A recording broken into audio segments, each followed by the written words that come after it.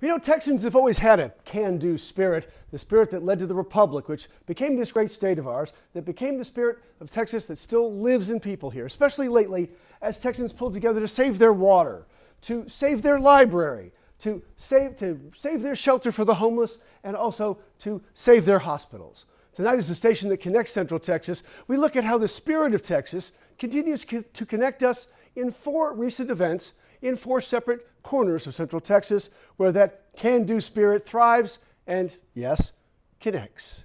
In Jesus' name I pray. Amen. Heroes don't choose projects. Projects make heroes out of everyday folks, like Carlos Webb, who simply answered the phone and now leads a group working to keep water flowing to the shrinking Coryell community of Flat. I had community members calling me whenever the paper come out with the fact that the USDA was going to foreclose on our water system. He started with his church, one of the last institutions still left on this highway through Fort Hood, where he says getting the word out got results. 50 and 60-something people that showed up at our community center. Lots of people were willing to help in whatever way they needed to.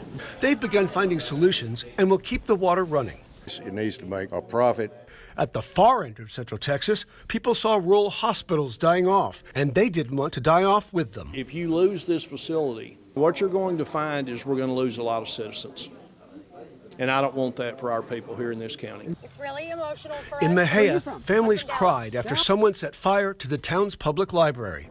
City and library leaders pulled together quickly to rebuild, and a businessman donated a vacant building to get books back into people's hands.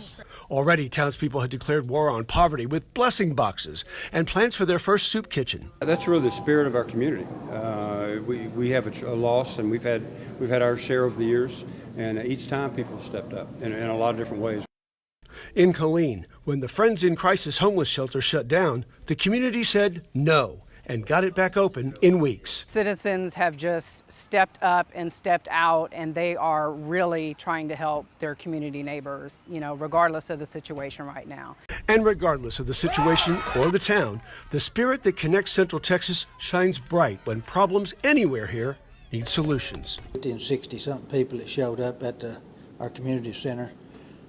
Lots of people were willing to help in whatever way they needed to. Now, these are 4 individual stories that we recently covered here in Central Texas. If you'd like to know more about them, you'll find the full stories at our KXSP mobile app and our KXSP.com website.